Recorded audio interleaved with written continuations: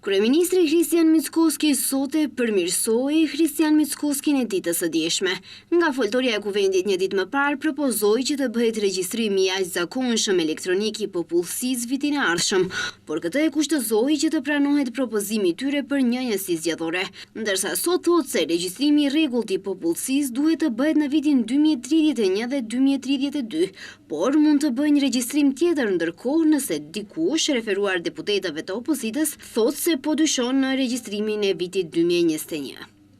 Видите, редовните пописи се во првите 2 години од почетокот. Regjistrimi i rregullt duhet të ndodhë në 2 vitet e para të fillimit të dekadës. Në mënyrë statistikore, regjistrimi bëhet në fillim të dekadës, që do të thotë në vitin 2031-32.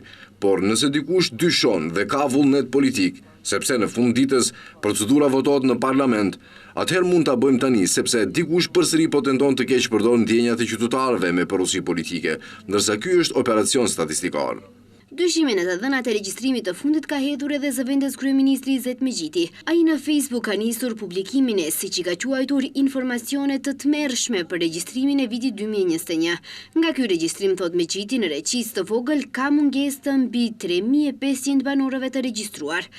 Sipas regjistrimit të vitit 2021, realizuar nga kuadrot e selis BDI-s në Reqicë të vogël, janë regjistruar gjithsej 1653 banor shqiptar mbi moshën 18 vjeç, kurse vetëm në zgjedhjet parlamentare të vitit kaluar, në Reqicë të vogël, Partisë Shqiptare gjithsej kanë arritur 2402 vota shqiptare.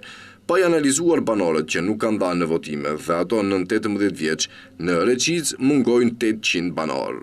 Ndërsa në shpalosjen e këtyre informacioneve një ditë më parë, Megjiti shkroi se në fshatin e 5 më të madh të komunës së Sarajit në Gërqesë, siç u shpreh ai, patriotat e BDI-s kanë regjistruar vetëm 36 banor, me 0 jo rezident.